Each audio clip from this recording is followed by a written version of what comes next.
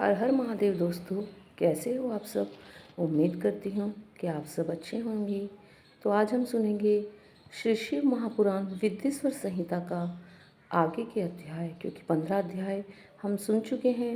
आज हम 5 अध्याय और सुनेंगे। तो आइए देरी न करते शुरू करते हैं विद्येश्वर संहिता शिव महापुराण का 16वां अध्याय। बोलिए भगवान भोलेनाथ की जय। आज हम सुनेंगे 16वां अध्याय, पार्थिव पूजन और उसके फल की प्राप्ति।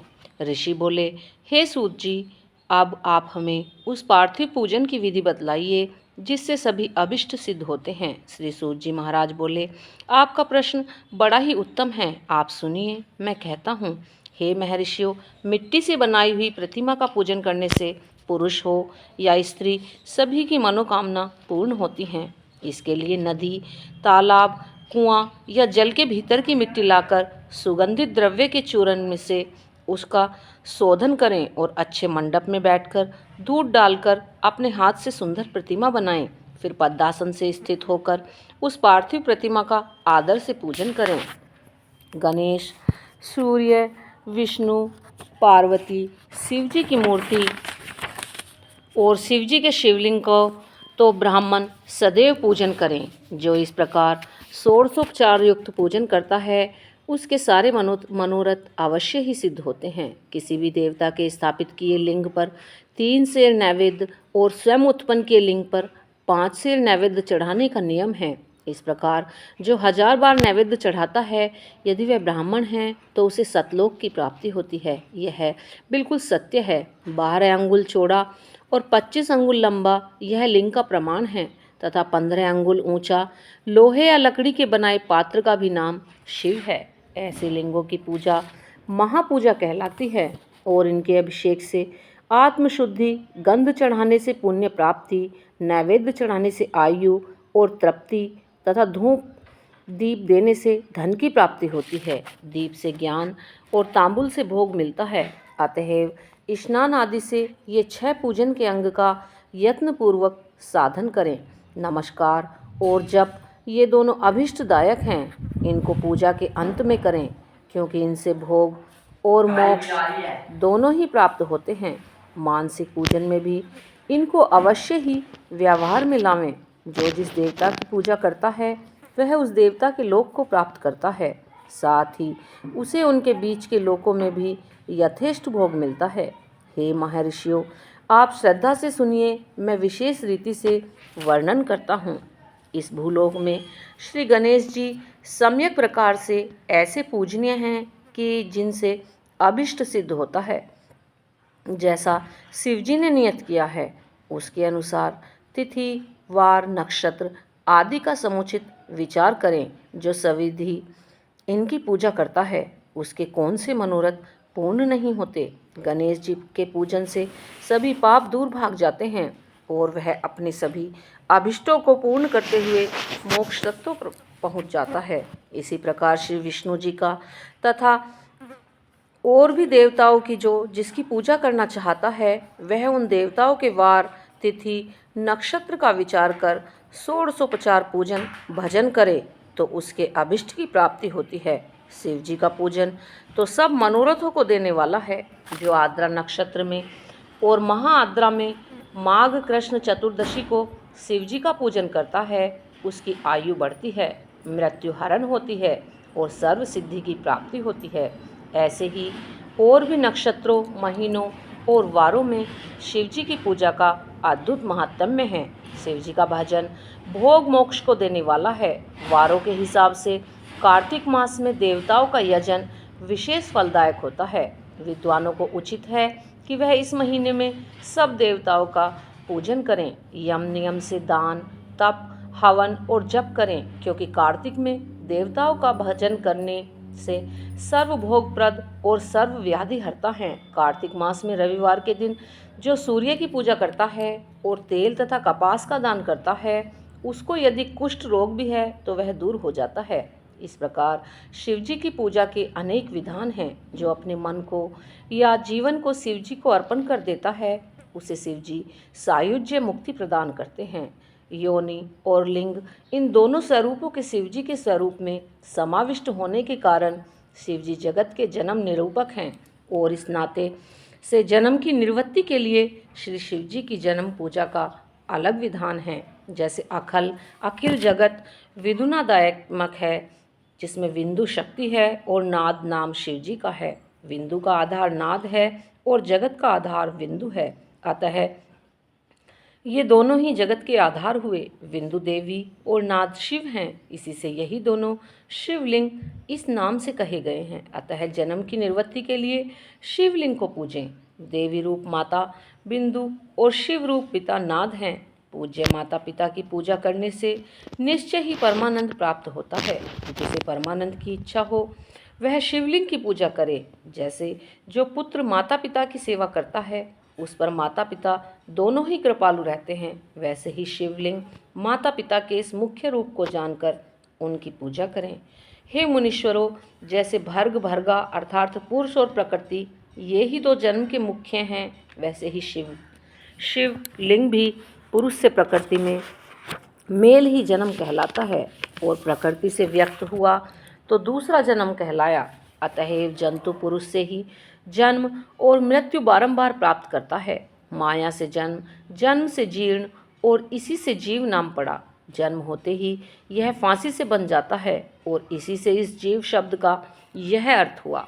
अतएव जन्म की फांसी से छूटने के लिए जन्म लिंग को अच्छी तरह पूजें।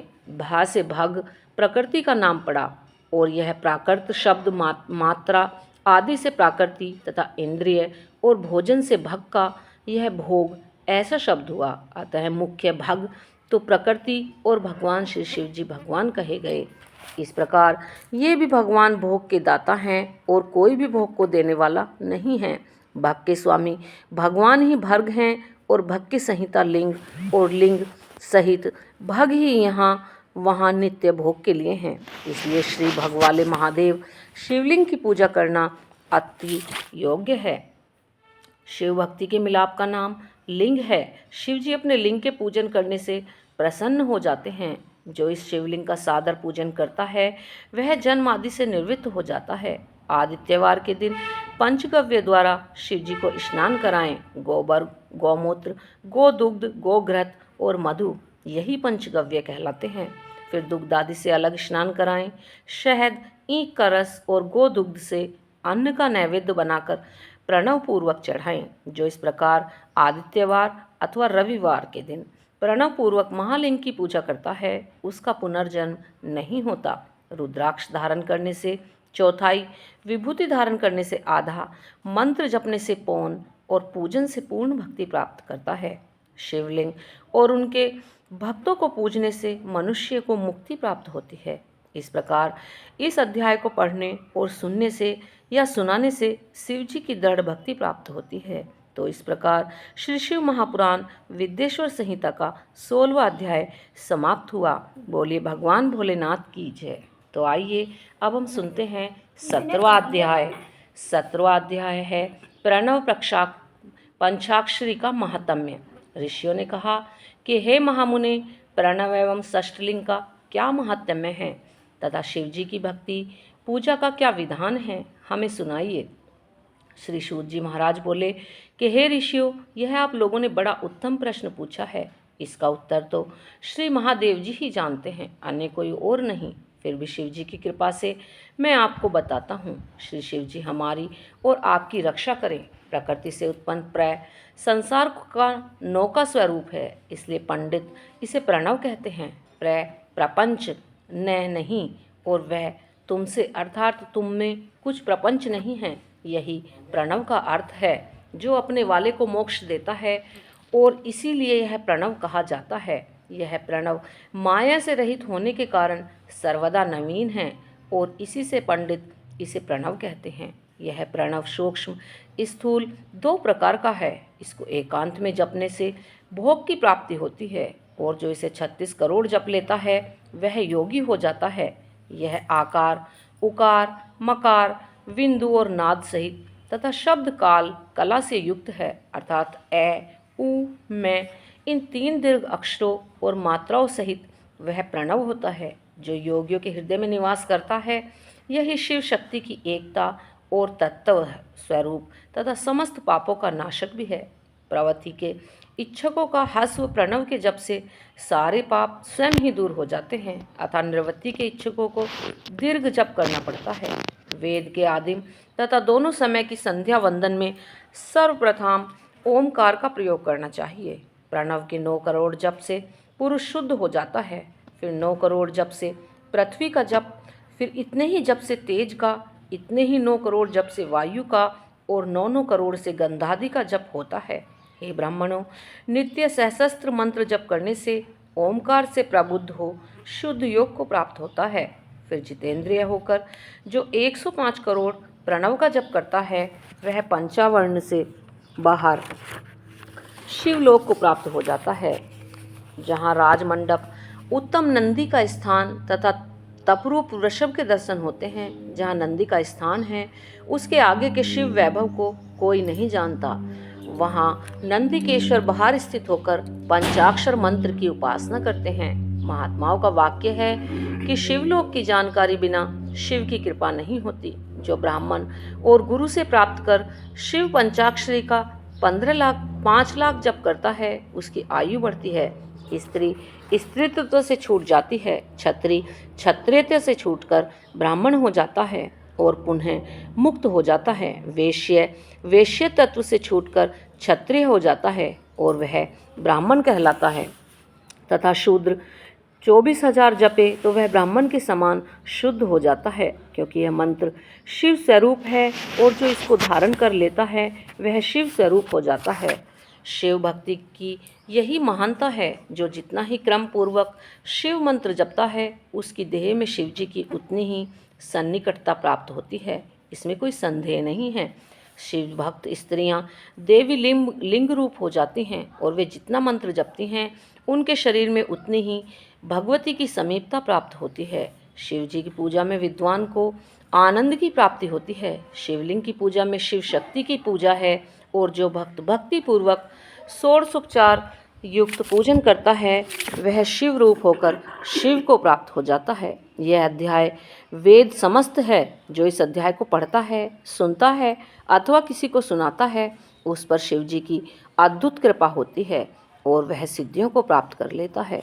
इस प्रकार श्री शिव महापुराण विद्येश्वर संहिता का 17वां अध्याय समाप्त हुआ। बोलिए श्री भगवान भोलेनाथ की जय। आइए अब हम सुनते हैं 18वां अध्याय। अध्याय है बंधन मोक्ष आदि शिवलिंग का महात्म्य। ऋषि बोले, हे सर्वार्थ वित्तम सूत जी, बंधन और मोक्ष क्या है? श्री सूत जी कहने लगे, हे ऋषियों, मैं बंधन और मोक्ष के उपाय को कहता हूँ, ध्यान से सुनिए। प्रकृति के 8 बंधनों के कारण आत्मा को जीव संज्ञा हुई। इनसे छूटकर वह भक्ति को पाता है।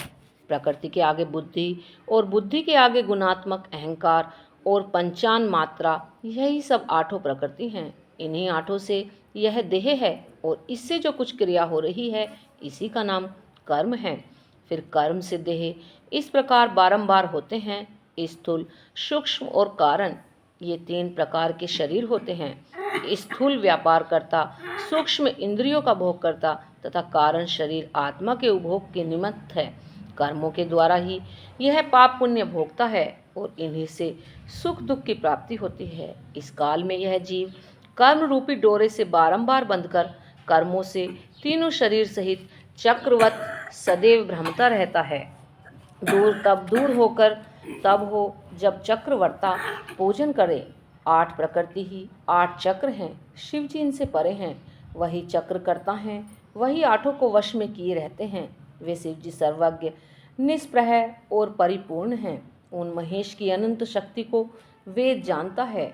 उनकी प्रसन्नता के लिए शिव का ही पूजन करना चाहिए। जो मन, वचन, शरीर और धन से बेरलिंग या भक्तजनों में शिव भावना करके उनकी पूजा करते हैं, उन पर महेश, जो प्रकृति से परे शिव हैं, निसंदेह अवश्य ही प्रसन्न होते हैं। फिर तो प्रकृति पर्यंत संपूर्ण कर्म और उसके वश में हो जाते हैं और तब उस प्रकार वह मुक्त और आत्माराम हो जाता है, क्योंकि तब उसका कर्म देह भी उसके अपने वश में हो जाता है। और उसका फिर शिवलोक में वास हो जाता है, तब वह सांब के समीप हो जाता है और शिव की समानता को प्राप्त कर उनके महाप्रसाद के लाभ से उसकी बुद्धि अपने वश में हो जाती है।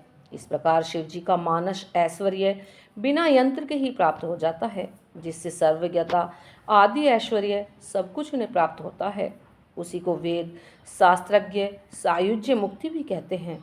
अतः शिव जी को प्रसन्न करने के लिए शिव जी की पूजा करें, शिव की क्रिया, शिव का तप और शिव का जप करें। जब तक सो न जाएं, शिव के ही ज्ञान, ध्यान और उनके नामादिक अभ्यास में लगे रहें और मृत्यु पर्यंत ऐसे ही समय व्यतीत करें। पहले कहे हुए मंत्र द्वारा पुष्प चढ़ाकर शिव जी की अर्चना करें तो मंगल प्राप्त होगा। इतना सुनकर ऋषियों ने कहा कि हे सूत जी, अब लिंगादि में शिव जी की पूजा का विधान बतलाइए। श्री सूत जी महाराज बोले, हे ब्राह्मणों सुनिए, मैं लिंगादि का पूजन विधान क्रमशः कहता हूँ। प्रणव पहला लिंग है जिससे सब कामनाएं पूर्ण होती हैं। वह स्थूल भी है और सूक्ष्म, उसी को पंचाक्षर भी कहते हैं। उसकी पूजा ही मोक्ष है। इसके अतिरिक्त पुरुषार्थ से और प्रकृति के भी बनाए हुए बहुत से लिंग हैं जिन्हें शिव जी ही जानते हैं, अन्य कोई और नहीं। किंतु पृथ्वी के विकार से मैं 5 लिंग कहता हूँ। एक है स्वयंभू लिंग, दूसरा है विंदु लिंग और तीसरा प्रतिष्ठित लिंग और चौथा चर लिंग और 5वां है गुरुलिंग। जो लिंग किसी देवता या ऋषि के तप से पृथ्वी को फोड़कर वहां स्वयं निकला हो वह स्वयंभू लिंग कहलाता है। उस लिंग की पूजा करने से स्वयं ज्ञान की वृद्धि होती है। इसी प्रकार स्वर्ण, चांदी और पृथ्वी आदि की वेदिका में या लिंग को प्रणव मंत्र से पत्र पर लिखकर उसकी प्रतिष्ठा और आवाहन करें तो वह बिंदु नादमय लिंग स्थापर और जगम शिव रूप के दर्शन के योग्य हो जाता है। वैसे तो जिसमें शिव जी का विश्वास हो उसमें ही वह फल देते हैं। विधि पूर्वक लिंग को संपुट पात्र में रखकर पृथक गृह में स्थापन करें तथा नित्य पूजन, भोजन और निवेदन करें। यह गृहस्थ के लिए बहुत उचित है। निर्वित्त हुए जनों को सूक्ष्म लिंग का ही विधान है। उनके लिए विभूति से अर्चन कर विभूति ही निवेदन करने योग्य है, क्योंकि विभूति का एक अलग ही महत्व है। शिव का भक्त शिव स्वरूप हो जाता है, अतः स्त्री हो या पुरुष उसे सदैव भस्म धारण करना चाहिए। दिन हो या रात, किसी समय भी सजल भस्म को त्रिपुंड सहित धारण कर जो शिव जी की पूजा करता है उसे निश्चय ही शिव पूजन का पूरा फल मिलता है। शिव मंत्र द्वारा भस्म धारण करके श्रेष्ठ आश्रमी होता है। शिव परायण ही शिवाश्रमी हैं। शिव जी के व्रती को अपवित्रता और सूतक नहीं लगता, क्योंकि वह भस्म लगाए रहता है। गुरु के हाथों उससे सीखकर नित्य भस्म धारण करना योग्य है। वही सच्चा गुरु है जो शिष्य के राजस, तामस और तीनों गुणों का नाश कर शिव का बोध कराता है। इसी कारण ज्ञानी गुरु सर्वथा ही पूजनीय है, शिष्य पुत्र के समान है। वही सच्चा शिष्य है जो गुरु के शासन को स्वीकार करता है। इसी से यह मंत्र पुत्र भी कहा जाता है। इसको उचित है कि गुरु रूप पिता को सर्वदा पूजा करे। उत्पन्न करने वाला पिता पुत्र को संसार में डुबा देता है, परंतु ज्ञान देता गुरु रूप पिता संसार से पार कर देता है। इस प्रकार दोनों का अंतर जानकर गुरु रूप पिता का पूजन करना योग्य है। तन, मन और धन से गुरु सर्वथा ही पूजनीय हैं। गुरु पूजा से भगवान शिव की पूजा होती है। गुरु भी विशेष ज्ञाता होना चाहिए और बड़े यत्न से ऐसे गुरु को ग्रहण करें। अज्ञान का नाश करना ही गुरु का कार्य है। यदि विशेष ज्ञाता गुरु हो तो अज्ञान को हटा सकता है। सब कर्मों के आदि में विघ्न नाशक गणेश जी का पूजन करना चाहिए। फिर सब बाधाओं को शांति के लिए देवताओं का पूजन करें। दैहिक, दैविक और भौतिक तीनों प्रकार के दोष, पाप देवादिक पूजन से शांत हो जाते हैं। आचार्य जैसा कहें वैसा विष्णु आदि की पूजा करें, जिसमें जप और हवन आदि का भी सभी विधान संपन्न होता है। दान आदि का भी नियम पालन करना पड़ता है। प्रतिमा का दान भी किया जाता है। स्वर्ण प्रतिमा का दान दक्षिणा सहित करें। संपूर्ण आयु की सिद्धि के लिए तिल का दान करें। व्याधि दूर करने के लिए घी का पात्र का दान करें। 1000 ब्राह्मणों को भोजन कराएं। दरिद्र हो तो गाय को भोजन कराएं, अथवा और भी धनाभाव हो तो यथाशक्ति भोजन कराएं। भूत आदि की शांति के लिए भैरव जी की पूजा करें और सबके अंत में श्री शिव जी का महाअभिषेक करें तथा उन्हें नैवेद्य समर्पण कर बहुत से ब्राह्मणों को भोजन कराएं। यदि इस प्रकार का शांति यज्ञ प्रत्येक वर्ष फागुन मास में करें तो बहुत से दोषों की शांति हो जाती है। यदि ऐसी सावधि दक्षिणायुक्त यज्ञादि कर्म धनाभाव के कारण करने में असमर्थ हो तो स्नान करके कुछ दान दो और 108 मंत्र द्वारा सूर्य को नमस्कार करो अथवा 10,000 लक्ष अथवा करोड़ नमस्कार करो। इस प्रकार के नमस्कार रूप यज्ञ से संपूर्ण देवता प्रसन्न हो जाते हैं। फिर भगवान शिव इस प्रकार प्रार्थना करें भगवान शिव से इस प्रकार प्रार्थना करें कि हे शिव जी महाराज, आप सगुण और प्रकाशमय हैं। आपके स्वरूप से मैंने अपनी बुद्धि अर्पण कर दी है और जो कुछ भी मेरा है वह सब मुझ सहित आपका है। मैं अपनी देह से नम्र हूँ। हे प्रभु, आप महान हैं और आपका होने से ही मेरा स्वरूप शून्य है, क्योंकि मैं आपका दास हूँ। इस प्रकार की प्रार्थना कर नमस्कार पूर्वक आत्मयज्ञ की कल्पना करें और आचार्य एवं गुरु जैसा बतलाएं वैसा पापनाशक विधान करें।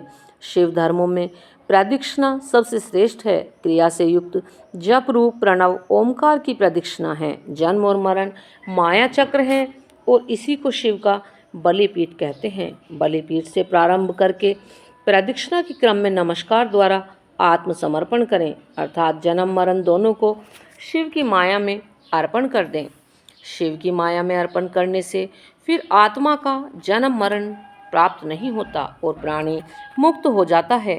जब तक शरीर क्रिया के अधीन है तभी तक वृद्ध होने से यह जीव कहा जाता है और स्थूल, सूक्ष्म और कारण तीनों शरीरों को वश करने पर विद्वानों द्वारा यही मुक्त कहा जाता है। शिव जी इस माया चक्र के प्रणेता हैं। शिव जी ही सबके परम कारण हैं। शिव जी ही माया में अर्पित द्वंद्व का शिव जी ही निवारण करते हैं। जब हम शिव द्वारा कल्पित द्वंद्व को शिव में ही अर्पण कर देते हैं तब उसके निवारण करता शिव जी निश्चय ही उसका निवारण कर देते हैं।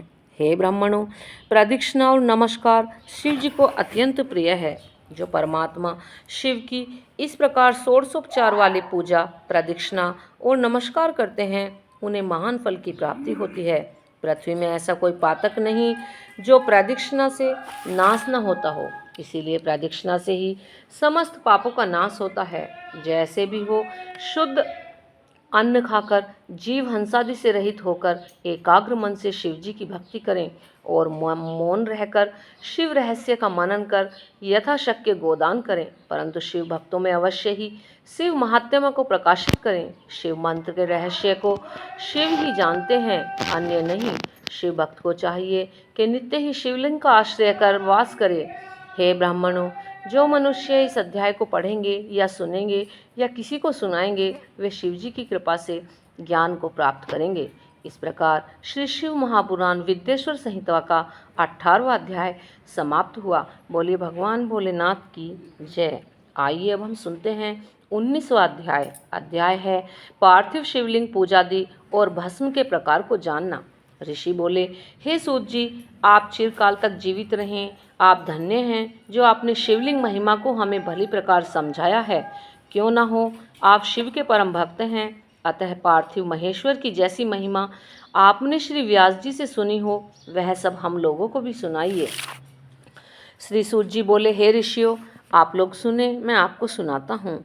मैं आपकी भक्ति तथा आदर से प्रसन्न होकर शिव के पार्थिव लिंग की महिमा का आपसे वर्णन करता हूँ। हे ब्राह्मणों, सब लिंगों में पार्थिव लिंग सबसे श्रेष्ठ लिंग है, जिसके पूजन से बहुत से लोग सिद्ध हो गए हैं। ब्रह्मा, विष्णु और कितने ही ऋषियों के पार्थिव लिंग के पूजन से मनोकामना पूर्ण होती हैं। देवता, असुर, मनुष्य, गंधर्व, सर्प, राक्षस तथा और भी बहुत से शिवलिंग की पूजा कर परम सिद्धि को प्राप्त हुए हैं। सतयुग में रत्न का, त्रेता में स्वर्ण का और द्वापर में पारे का और कलयुग में पार्थिव लिंग श्रेष्ठ है। पार्थिव मूर्ति के अनन्य पूजन व तप से भी अधिक फल प्राप्त होता है। जैसे समस्त नदियों में गंगा जी श्रेष्ठ है, ऐसे ही सब लिंगों में पार्थिव लिंग सर्वश्रेष्ठ है। जैसे सब मंत्रों में ओमकार ही महान है, ऐसे ही सब लिंगों में पार्थिव श्रेष्ठ है। आराध्य और पूजनीय हैं। जैसे सब वर्णों में ब्राह्मण श्रेष्ठ है, सब पुरियों में काशी श्रेष्ठ है, जैसे सब व्रतों में शिवरात्रि श्रेष्ठ है, और जैसे शक्तियों में शैवी शक्ति श्रेष्ठ परा मानी गई है, वैसे ही सब लिंगों में पार्थिव लिंग श्रेष्ठ है। पार्थिव लिंग की पूजा से बढ़कर किसी अन्य देवता की पूजा तथा स्नान और दानादिक नहीं है। पार्थिव का आराधन पवित्र पूर्ण रूप, धन तथा आयु को बढ़ाने वाला है, तुष्टि पुष्टि व लक्ष्मी को देने वाला है तथा कार्य का साधन करने वाला है। जो पार्थिव लिंग की शुभ वेदी का पूजन करता है, इस लोक में धनवान और श्रीमान होकर अंत में रुद्र लोक को प्राप्त होता है। जो पार्थिव लिंग बनाकर शिव जी का जीवन पर्यंत पूजन करता है, वह शिवलोक का भागी होता है तथा असंख्य वर्षों तक वहां रहकर शिवलोक से लौटकर भरतखंड का राजा होता है। निष्काम भावना से जो नित्य पार्थिव लिंग का पूजन करता है, उसे सायुज्या मुक्ति प्राप्त होती है। परंतु जो ब्राह्मण होकर भी पार्थिव लिंग का पूजन नहीं करता, वह अत्यंत दारुण शूल नामक घोर नरक को प्राप्त होता है। लिंग के कई प्रकार हैं, रत्न, स्वर्ण, स्फटिक तथा पार्थिव। पुष्पराग से उत्पन्न किंतु कोई भी लिंग हो तो उसे अच्छी तरह बनाकर ही पूजन करें। इस प्रकार श्री शिव महापुराण विद्येश्वर संहिता का 19वां अध्याय समाप्त हुआ। बोलिए भगवान भोलेनाथ की जय। तो आइए अब हम सुनते हैं 20वां अध्याय।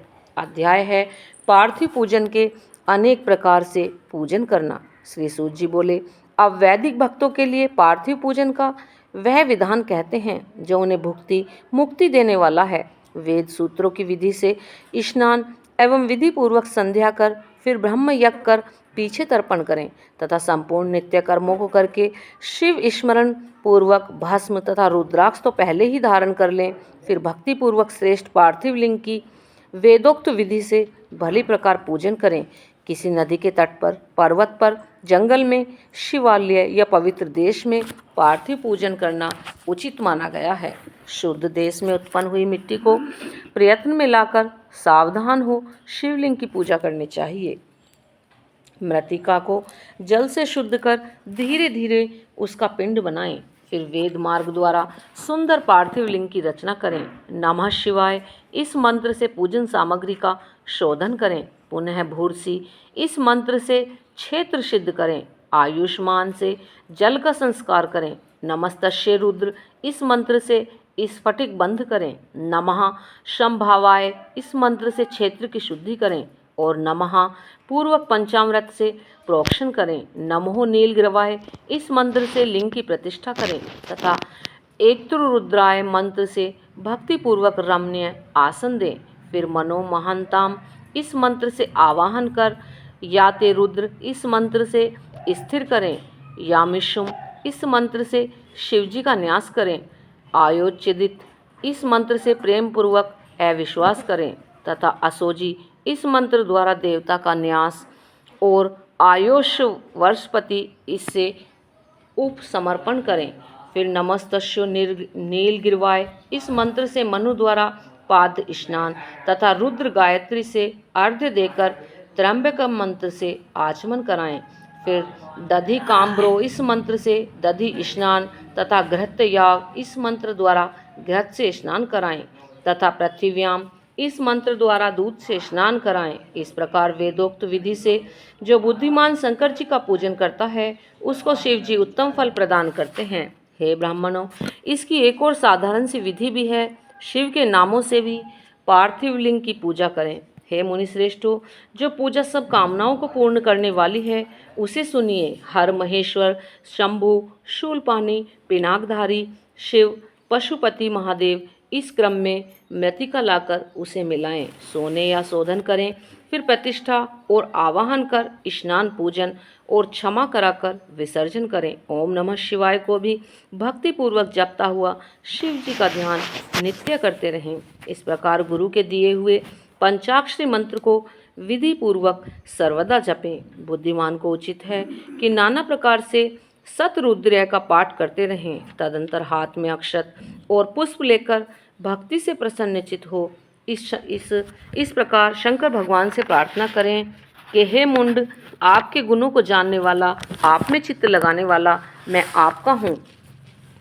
हे कृपानिधि, हे भूतनाथ, ऐसा जानकर मुझ में प्रसन्न होइए। हे शंकर जी, अज्ञान से अथवा ज्ञान से मैंने जो कुछ भी आपका पूजन आदि किया है वह आपकी कृपा से सफल हो। हे गौरीश, मैं तो महापापी हूँ और आप महापवित्र हैं। ऐसा जानकर आपकी जैसी इच्छा हो वैसा करें। वेद पुराण, सिद्धांत तथा नाना प्रकार के ऋषियों द्वारा भी आप नहीं जाने गए, फिर हे महादेव, मैं तो आपको कैसे जान सकता हूँ? आप जैसे हैं वैसे ही हैं। हे महेश्वर, मैं सर्वभाव से आपका ही हूँ। हे महेश्वर, आप मेरी रक्षा कीजिए, मुझ पर प्रसन्न होइए। इस प्रकार शिव जी के ऊपर हाथ में लिए हुए उन पुष्पों को और अक्षतों को चढ़ाएं, फिर साष्टांग दंडवत करें। विद्वान पुरुष यथोक्त विधि से प्रदक्षिणा करें, फिर श्रद्धापूर्वक स्तुति द्वारा दैवेश का स्तवन करें, फिर गले से शब्द निकालकर पवित्र हुआ नम्रता पूर्वक प्रणाम करें और सादर पूजन विसर्जन करें। हे मुनि शार्दुल, इस प्रकार सविधि पार्थिव पूजन से भक्त को भक्ति, मुक्ति और भक्ति प्राप्त होती है। शिव जी का ऐसा भक्त अपनी सब कामनाओं को प्राप्त करता है।